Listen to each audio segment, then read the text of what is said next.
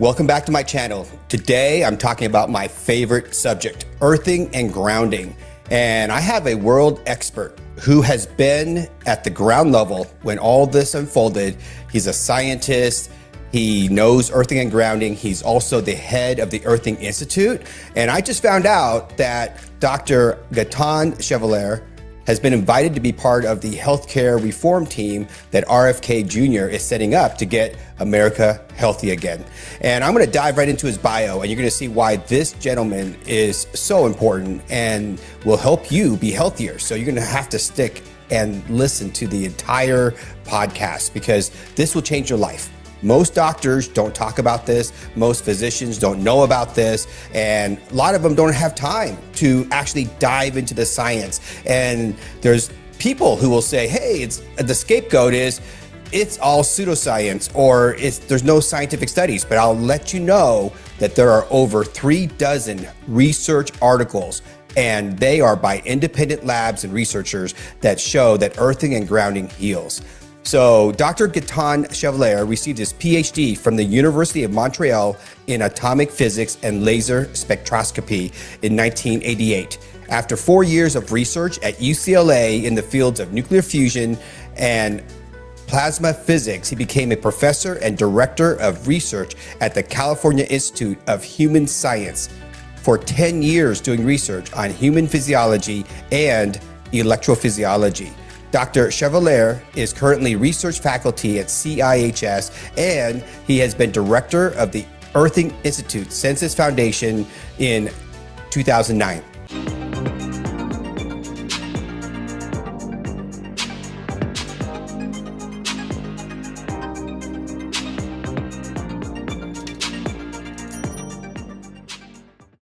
Gaetan, it's great to see you. Hi. I've known Thank you for you so for many having me. years. Yes. Yes. Yes, I do remember the first a few things that you were doing. There were some testing under the power lines and found that there was an effect on earthing, that if you keep earthing regularly, then the effect of the EMF is decreasing over time. So that was an interesting discovery. Yeah, That was in let me try to walk people through what I did there, because one of my old research colleagues who is a former mentor, I won't mention his name because he doesn't agree with my assessment of earthing and grounding, but I had to prove to him that it was a dose response of the EMF underneath the power lines that exerted an AC or alternating current body voltage on my body. So for those who are watching, people are measuring their bodies with voltmeters and multimeters, but keep in mind that that doesn't indicate a blood level of anything. What it indicates is the EMF induction on the human body. And so what I did was I measured my body voltage from 100 meters out, 50, 25, and then right under. And as it got closer and closer to the power lines, the EMF fields increased higher and higher, and therefore my body voltage went from 100 or a few hundred millivolts AC to over 16 volts AC under the power lines. But when you earth and ground underneath the power lines, it went to nearly zero. So I think that's just a fascinating finding. And there are health benefits, right, Dr. Chevalier? So how can this change your health by earthing and grounding? Can you share with the Yes. viewers? Well, the reason why earthing change our health is twofold. Is one, we are bioelectrical systems at the foundation, even before being biochemical systems. Second is that the earth itself is a battery. It is recharged continuously by the sun.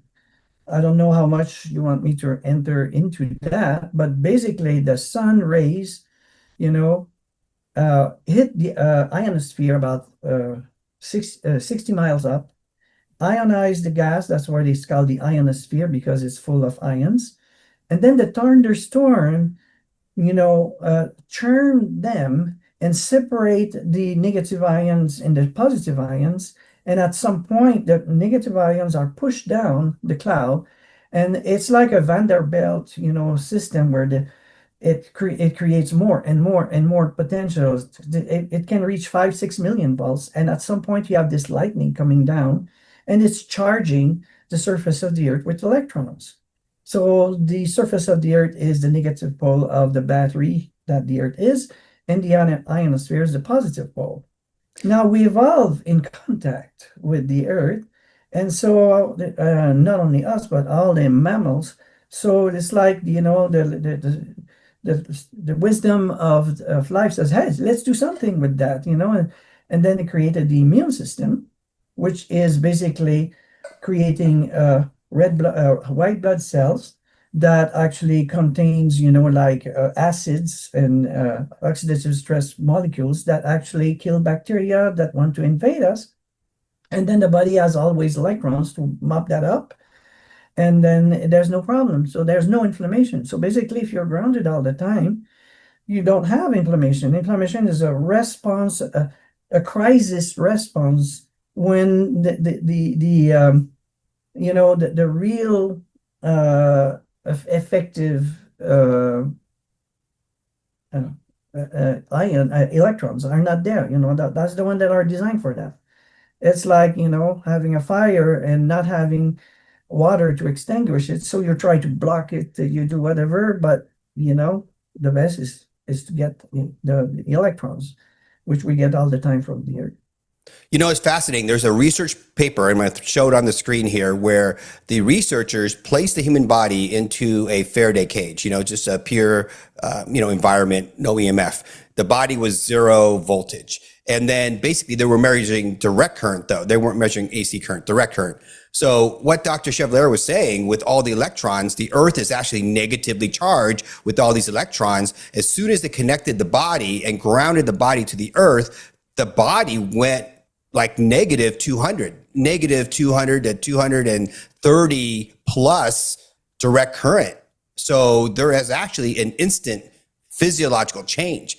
And it's interesting that you mentioned about the inflammation. As an ophthalmologist, I can actually see inflammation down to the cell level. And I've had, not all cases respond to earthing and grounding, because obviously some of them are caused by toxins and other things. And it's just that, it doesn't respond as robustly. But there are patients who I have that have inflammatory diseases of the eye. Earthing and grounding has helped them, and specifically sleeping grounded, because they get so many hours and so restorative sleep, and also decreased inflammation during their sleep. Their inflammation actually goes away, and they can actually stop or reduce their steroid eye drops significantly. So I just find that fascinating. I haven't written that up, but but there are patients that are definitely responding. And so with all this stuff that we're talking about, you went from atomic physics to human healing, human physiology, right? Yeah. Yeah. So what drew you into this field, and what drew you into the world of electrophysiology and grounding? Yeah, this is a very good question. It's serendipity, I would say, in one word, because the universe organized for me finally to work in nuclear fusion at UCLA. And at the time, I was interested also in Eastern philosophies and, spirituality. And I was part of a group in particular called Share International, which is about the Christ coming back and all of these things. And this is a side to the story. I was there helping with my wife at the time. And what the organizer, which was like at the time, the center for North America was in Van Nuys, and I was just living close by. So I was there helping, and the person in charge said, hey, they had a magazine called Share International. So the lady said, hey, look at this. I mean, there's a very interesting, you might be interested in this.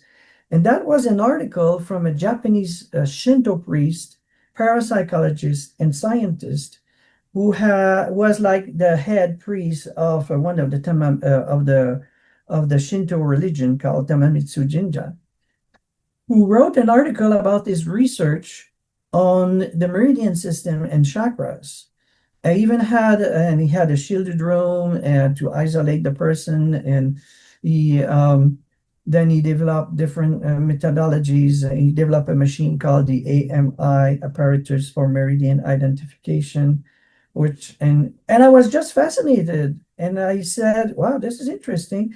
And there was an address at the bottom of the article, Tamamitsu Jinja, Tokyo, Japan. And I said, "Well, I'll write a letter just in case." And I said in the letter, "This is interesting. I just wanted to know if there's a possibility on my hand that I can maybe, I was thinking of doing that as a hobby, stuff like that." And then I got a response back from one of the associates of Dr. Mutuyama. I still remember his name, Mr. Harada. And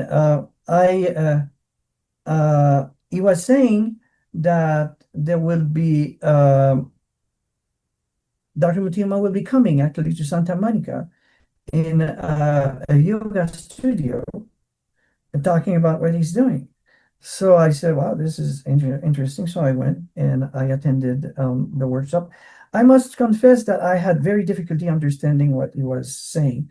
I found out later that I was not the only one, and that it's a mix of Japanese, German, and English, because he also did a PhD in I think in philosophy in Germany or something.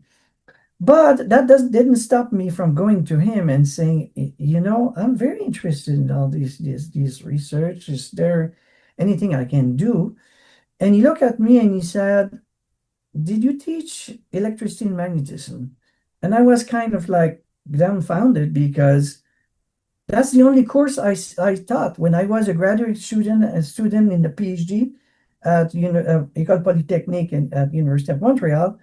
I was to make a little more money. I was teaching electricity and magnetism to the beginning, a beginning course for the engineers of all trade. I had 75 students on average in my every of my classes. So I said, "Wow, this is interesting." I said, "Yes." And he said, "Oh, okay. I'm starting a school in San Diego. And would you be willing, to teach my students the basic of electricity and magnetism so that they understand my machine?"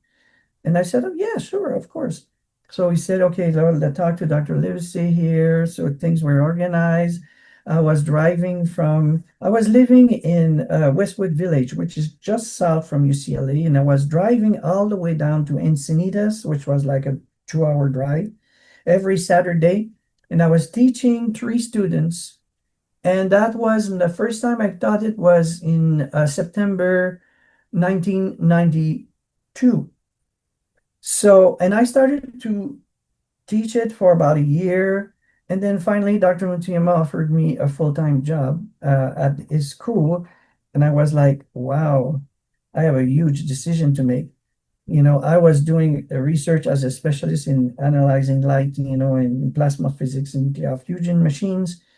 And I would like to leave that to go and study what was considered in 92, it was not like popular like it is today. I mean, there was like kind of woo science and stuff, but I felt that this was what my purpose was. I needed to do this. So I just said yes.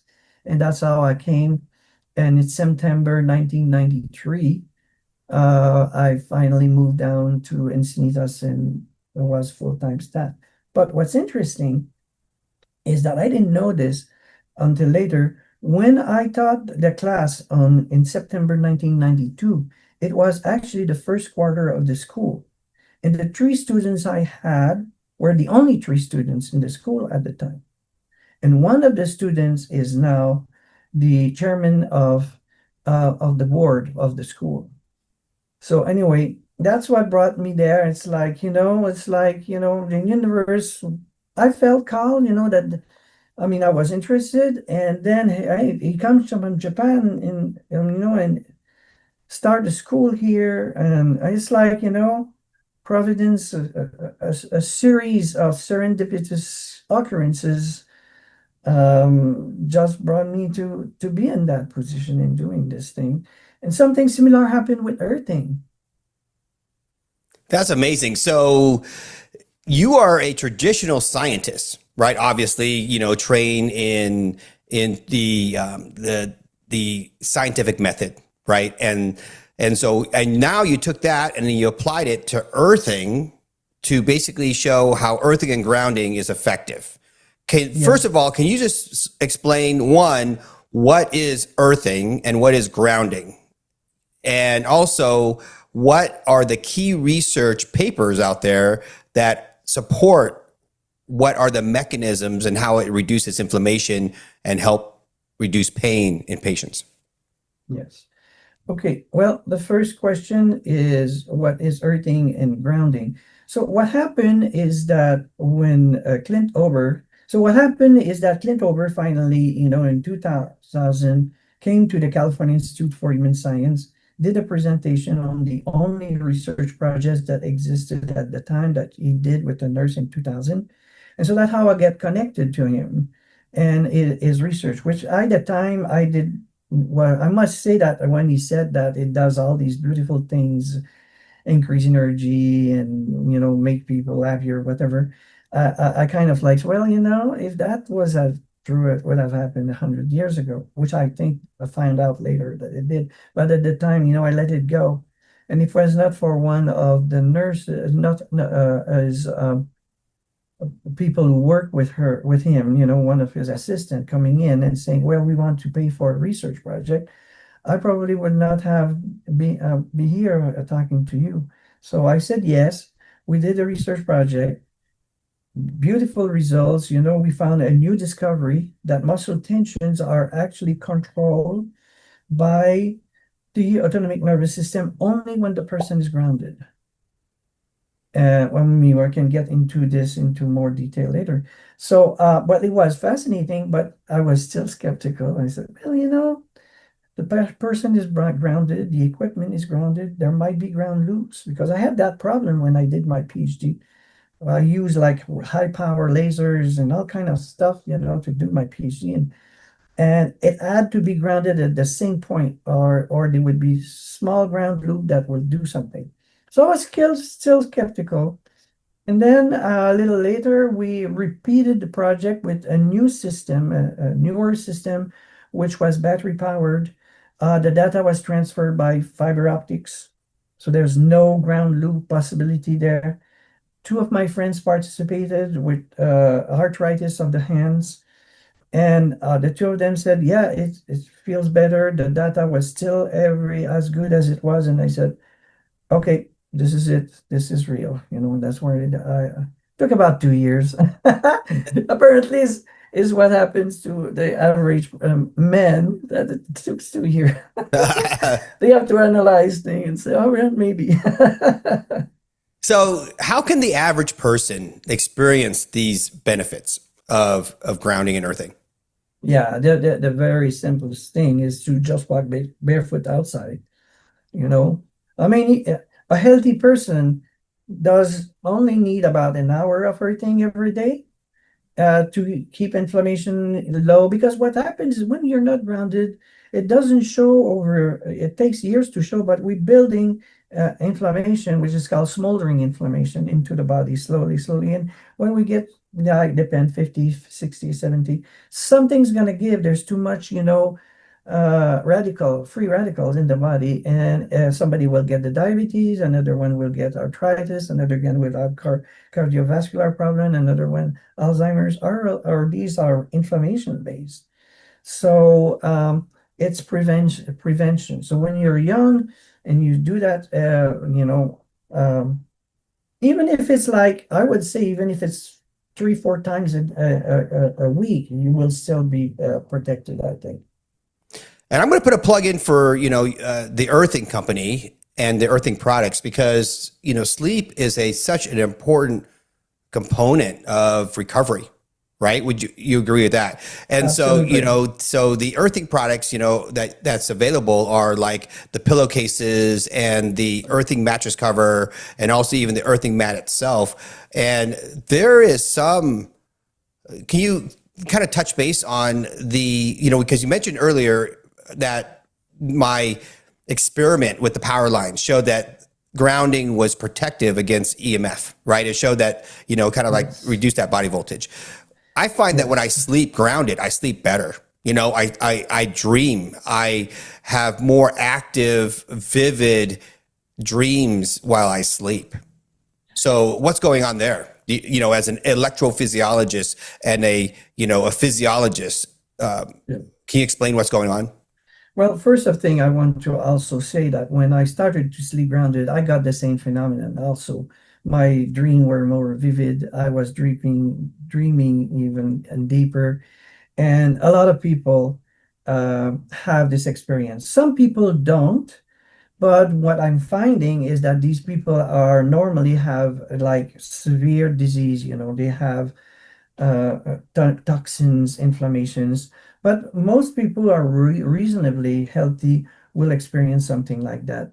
And what I think happens is that it's related to a study that was done in 2004 by Dr. Galley and Teplitz, where they ground people for 8 weeks and followed, the cortisol level, among other things. So they were also recording what the people were saying, but there were a number of markers, biomarkers that they were using. One of them was cortisol level, and what was found is that uh, before being grounded, all of these people are different cycles. It's like some it peaks in the morning, some it peaks at night, and but when they were after being grounded for 8 weeks, all of them had the same, rhythm. So that means that all their hormonal system, normalize with the cycle of the earth, and all of them sleep better and everything. So it speaks that to the fact that being grounded and sleeping grounded like this normalize the entire physiology of the person, including the hormonal system function, electrical activities also, which needs, like we're bioelectrical system. So any bioelectrical system or any electrical system for that sake needs a ground as a reference point to determine the difference between the voltages. So our system, we're functioning the same thing. So when we are like that, the body says, okay, now I have clear indication of where I am and everything, and then the body really start functioning normally. And so we get the benefits of that. Yeah, that's really amazing. And I just want to emphasize that, these studies that Dr. Chevalier is talking about are smaller, because that's the criticism that we get, right? Is Yeah. basically they're smaller studies.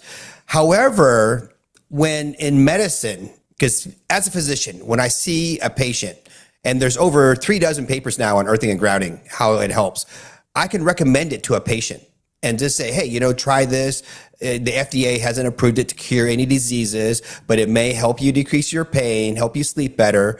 And when that works for that individual, I know that earthing and grounding was the component that changed that person's health. So people who are watching, you can do it yourself as well.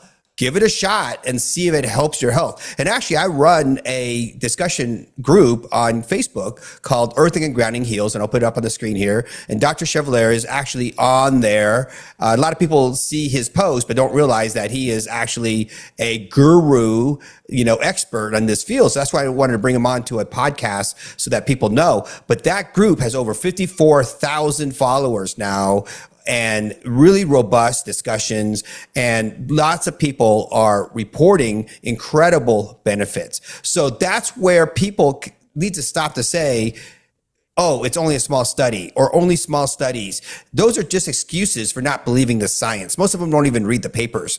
They That's just right. don't understand the science. They don't understand, the controls. So anyway, I just want to say that the science is valid, and it's very exciting that you're describing all these like physiological changes in the body, and how that plays in chronic disease. So do you think that because we became more urbanized and now we live, in concrete cities full of electronics, EMF pollution, other forms of electrical pollutions, do you think this is playing a role in chronic disease? Absolutely. Absolutely. That in fact, we are bombarded by all of these electromagnetic fields at a moment or where we are the weakest. We are disconnected from the earth at the same time. So it's a double whammy for us. Then it even gets worse when people eat also, like fast food. They don't take care of themselves, and in a society where it's high stress. Like, for example, we are most people live in their homes, right? What happens there? They are bombarded 24/7, 365 days a year with electromagnetic wave at 60 hertz.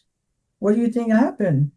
When we were in nature, what are we submitted to? We're submitted to the Schumann resonance at 7.83 hertz. That's what our body is geared towards to function with. It's right between the alpha and theta realm. It means like it's calm you down properly. But now we live in 60 hertz, which is twice the maximum frequency of beta. And beta is when we're really active, and then we're pushed like, okay, I need to do this. I mean, where's my stuff? So, I lost my card here. Oh, where's my wallet? And people are like, overstressed because their brain is entrained at 60 hertz. Even if it's not 60 hertz, it will respond to the harmonic at 30 hertz. And that's what we're submitted to. And our entire society is like, everything has to be fast, and I have 3 seconds for you or whatever. Even the doctors, I saw a report where they said on average, the doctors spend on new patient, on patients about 7 minutes in a visit. That's right. We're busy, we have to turn things, Yeah, so that's the whole why society is like that. Yeah, so that's why doctors don't have time to basically read the literature, think outside the box. And so that's why I'm hoping that, this type of discussion, if some doctor listens, they can actually start thinking outside the box. So it's interesting that RFK Jr. is actually thinking outside the box and bringing people like you into his team to help America get healthy. So it's what's interesting about this is that there are 4 types of electrical pollution. You mentioned the EMF at 60 hertz. It's 50 hertz like in Europe, correct? Yeah. But there's also micro impulse electrical pollution. There's also 5G. There's also magnetic electrical pollution. But what's interesting in this is that I'm going to put a review paper on the screen here that basically Dr. Paul wrote a review paper on how the EMF at 60 hertz, the one that Dr. Chevalier was talking about, affects the ion channels, voltage-gated ion channels, specifically calcium channels in the body. It causes your ion channels to open up and to spasm. So the spasm that he's talking about, and he kind of, saying that we're, in that spastic state at 60 hertz, is actually opening up ion channels all over the place in the body, some for benefit, but a lot of times for bad. And then it can cause oxidative stress. So this other paper here is a review paper showing that we know that EMFs cause oxidative stress on the body, which forms free radicals and also damages DNA. It damages your genetic code and can cause genetic mutations. So this is serious stuff. So I'm so glad that you're joining this healthcare team that RFK Jr. has assembled. What do you see in vision that you're going to bring to that team? Are you going to bring grounding to help with health benefits? Are you going to recommend daily, regimens that people can do? What kind of recommendations would you like to see communicated to the public? So actually, this project is spearheaded by a friend of Robert Kennedy, who is also happened to be a friend of mine for 25 years. I've known this man. He's been trying to get this together for 25 years. He started in Washington State, and then he moved to New Mexico, and now it's happening with a hospital system in Indiana. So it's getting shape, and then we're able to show that there are non-medicinal techniques that are actually can have better results than medicine. One lady who was there was able to show they can a patient has severe neuropathy of the legs. He was having a diabetes. Well, they were able to treat that within 2 weeks. His legs were normal. Nothing else could do that.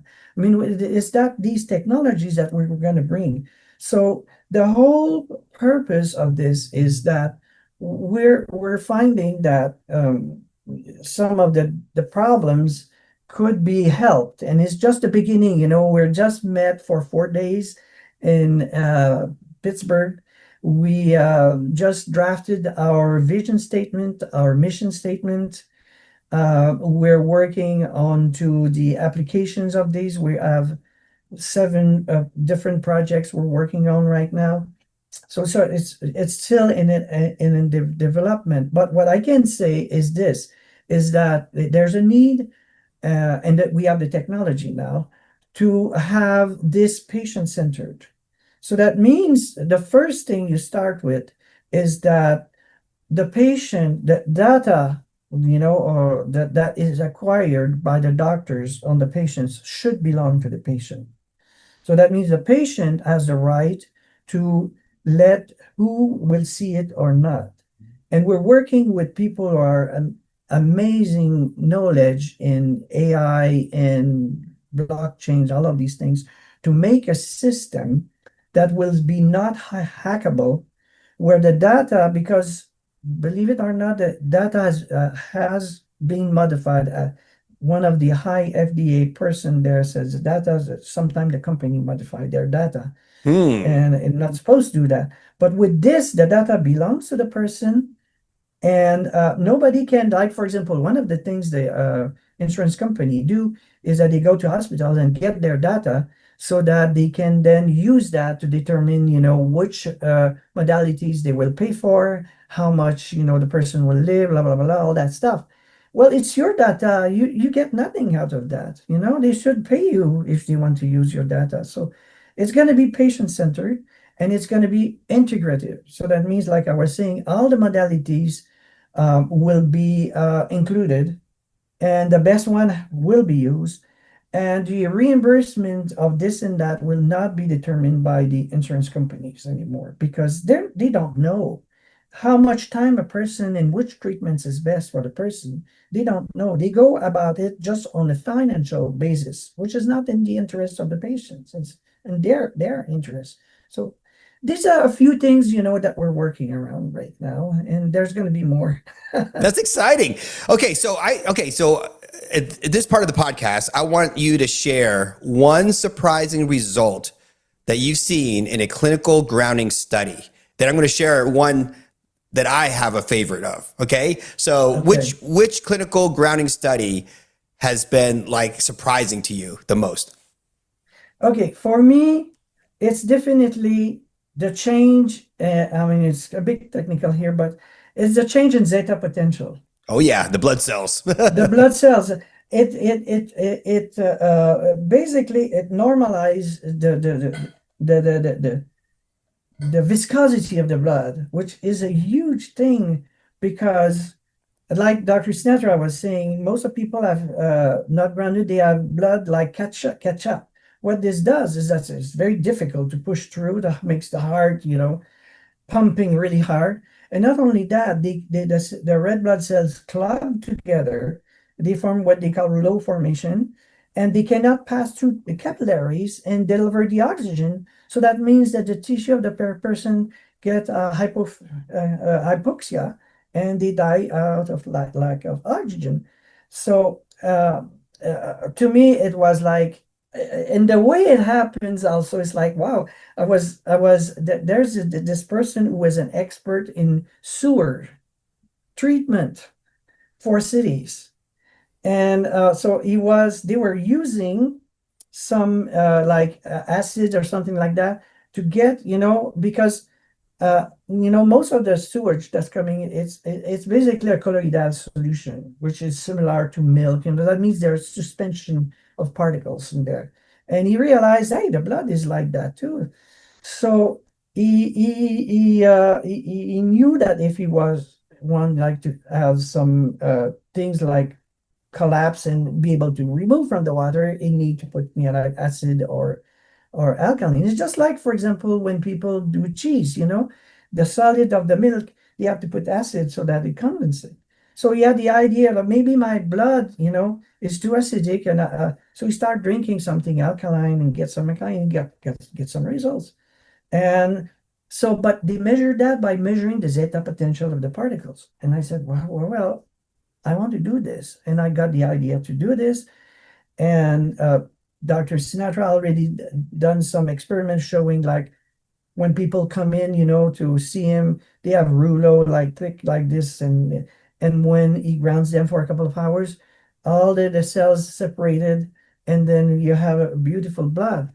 So I wanted to have a quantitative. See, people do that. It's called, like they do like live blood analysis. It's all like they look at everything, but I wanted to have, a physical measurements, and I found it with the zeta potential. And that's one for me of the most satisfying and results in research that I've done when I've. That's amazing. So Dr. Sinatra is now, he passed away. And that was a huge loss for the earthing and grounding community. But he is a highly credible cardiologist. He's an MD, PhD trained cardiologist who basically believed in everything here on the science. So you got some pretty powerful and highly credentialed individuals like Dr. Chevalier with his PhD, and then also the MD PhD from Dr. Sinatra. This is so powerful. I mean, you're absolutely right. And so a lot of things in medicine, when the blood gets too thick and there's poor circulation to organs, specifically the brain and vital organs like the heart, you can get heart attacks, strokes, and other things. So more research needs to be done in this area to see if earthing and grounding can reduce, stroke and cardiac risks in individuals. We just don't know that. But what we do know is that we definitely don't want that stacking of the red blood cells and being a sludge through the vessels. The study that impressed me the most is the study of the Olympic committee team, or it's like they were associated with the Olympic team in Europe, and they did a triple blinded study. So that means the people who analyzed the data didn't know who was grounded or not, the athletes didn't know, and the researchers didn't know. I mean, that's the most like ideal study. And they actually measured inflammatory blood factors. So for example, you can measure like ESR, which is erythrocyte sedimentation rate, and also, CRP, C-reactive protein. Those are, for example, inflammatory markers, but there's other inflammatory markers too. In this paper, they measured inflammatory markers, and what they showed that individuals or athletes who were exposed to an exercise that caused their body to have inflammation, which is normal, right? So you go out and jog or you exercise, you're going to get inflammation. But when they slept grounded, compared to the control group, they had faster recovery and less inflammation that can be measured by a blood test. I see that and I'm like, bingo, that is real science. That is undeniable. And I don't care that there was only a few dozen subjects, right? Because pharma usually funds these bigger studies. But there's not a lot of money in earthing and grounding. So people who are denying that this is small and don't, discount it without reading the studies and looking at the results, they're just having an excuse not to earth and ground. Yeah, but I have something I want to add to this. Yes, please do. These people are not scientists, because you cannot start, you have a new idea, you have a new project. You always do a pilot or a feasibility study first to determine if you have something.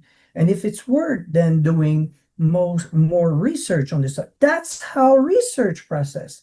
What we do here, we start from start. We are the first one. We have to do the feasibility studies, and then we do the pilot studies.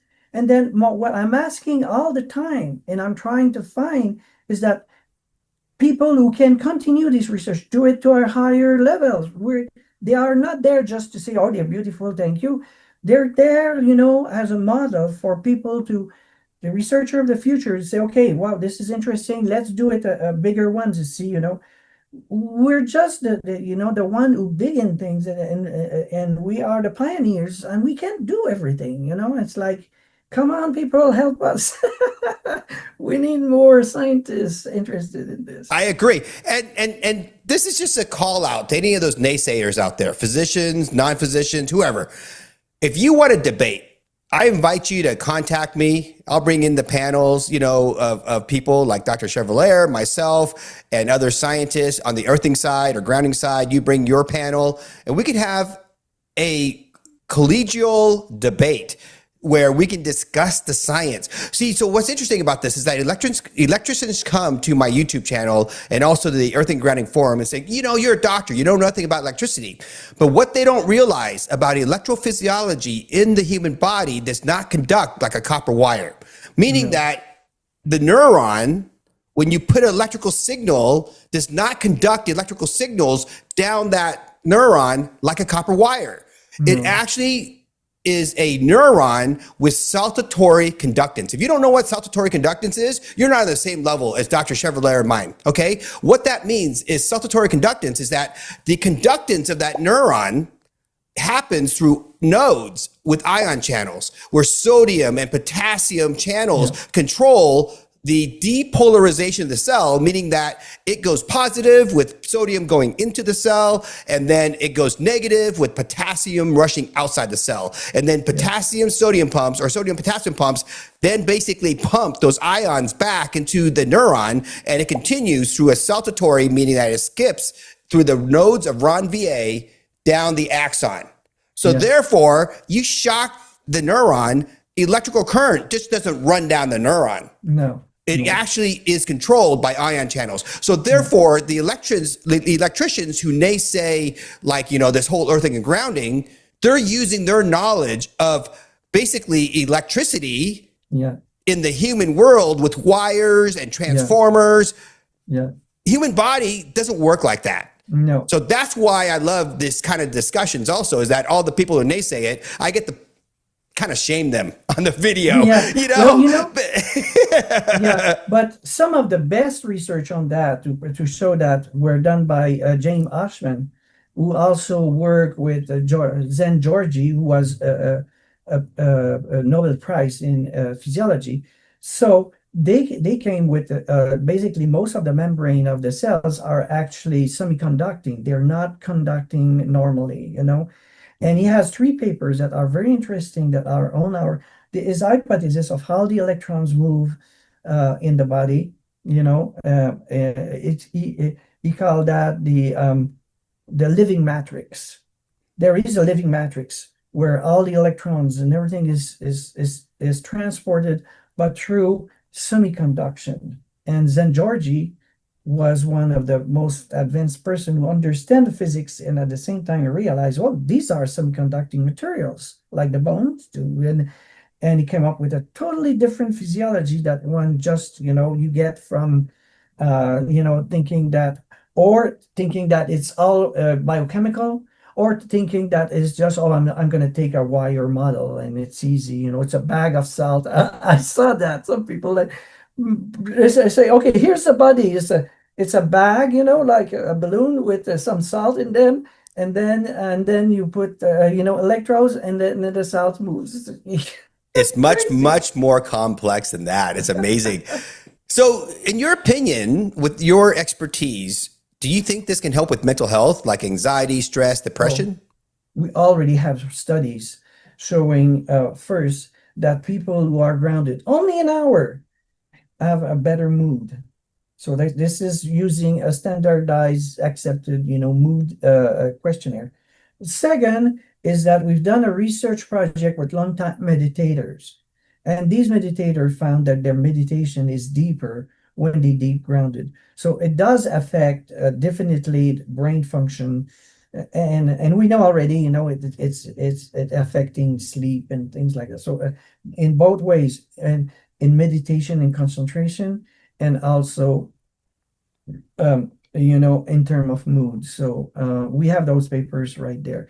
Again, these are small papers, but hey, we want you to replicate them. That's why we show them. Okay, so this is my story a little bit, is that 2 years ago, I was diagnosed with bipolar disorder. So my dad is a rapid cycler, meaning that he cycles, because most people who have bipolar may only have one manic episode in their lifetime. Okay. Oh, Or okay. maybe two manic episodes in their lifetime. So my dad had a manic episode basically every year. And he Oh, would get wow. hospitalized for 6 months at the time. My brother did too. And so I was developing symptoms of this, and I was really concerned about having bipolar disease. So I was always looking for ways to get better sleep because, that's how I was able, when I was addicted to video gaming back in Johns Hopkins. For 10 years, I played 100 hours a week of video games and only slept like 1 to 3 hours a day. But now, because I was diagnosed with bipolar, it caught up to me where I had a full blown manic break. I was on a ship and I was, working on a ship, and I had no place to like earth and ground. I had no place to like, take care of myself. And so I had a full blown manic break. And I was only sleeping like 1 hour a day for a month. And I'll tell that story more, down the road as my channel develops, because I think this will help people, because as a physician who understands bipolar, but the key component to my health, I am on lithium and I'm on medication now, but the key component to my health that helped me maintain my mental health and keep me from getting like into the mania or full manic episodes that I had was sleeping, earth, and grounded.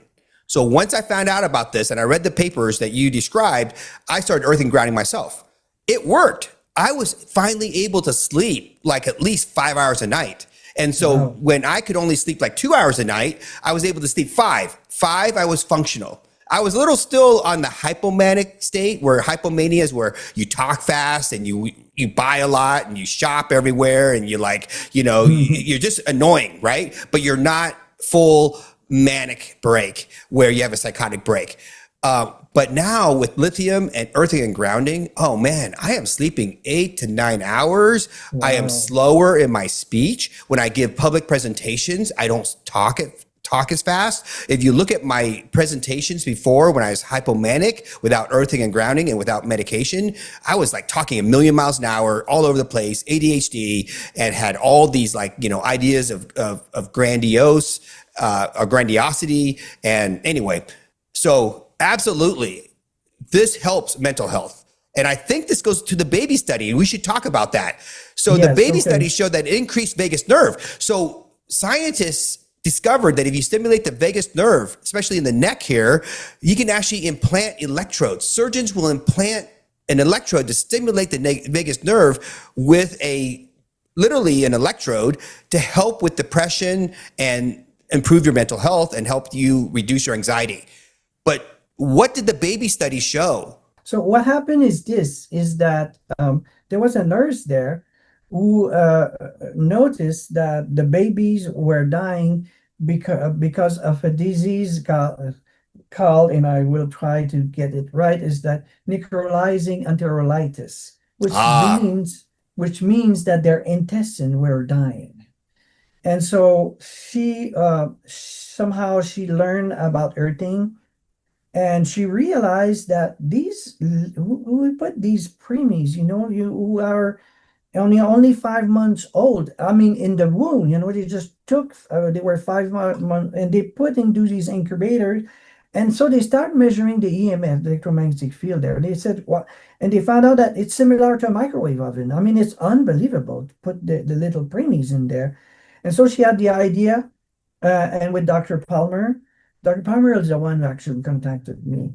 And so they had this idea, well, maybe earthing, they saw that it decreased, the voltage on the people and things. So this maybe this could do something. So they decided to do a study on preemies. This is a Penn State hospital. So I mean, these are the doctors, and we didn't do this study. The study was done by them.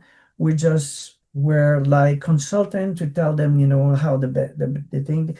The hospital already had a really good grounding systems, because when you do open heart surgery, the equipment has to be grounded. People don't know this. So that means every hospital had already a good grounding system.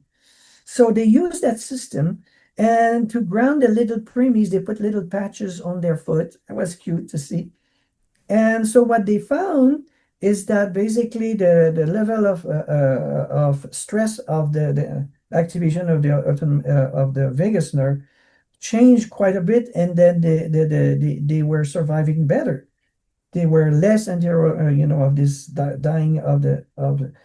And so this the study was fantastic because I mean you cannot say, oh well, this is a placebo effect and things whatever, because these are premies. And then what happened is that the nurse left for another hospital or something. The whole thing died. Nobody did anything, and we still have these little preemies dying when we know how to save them. That is amazing. And I'll put the links to the Research Institute up here on the screen so that if you want to look at the other research papers that are both, like recent and then also, in the past, they're all there. And they're like over 36 papers or something like that. Over Yeah, three dozen papers now, right? 40. I think we are at 40 now. That's I can amazing. tell you right now, I'm right there. Exactly 40 papers now. That's amazing. And you're the head of the Earthing Institute. You're not, you're separate from the Earthing Company. So that I want to emphasize that. So the Earthing Institute is a nonprofit, like kind of like a public face for earthing and grounding. So they're doing a public service. So can you summarize? Can I say something? Yes, please. Now, here's the confusion, is that people sometimes send me emails, we try your products, they don't work so well, etc.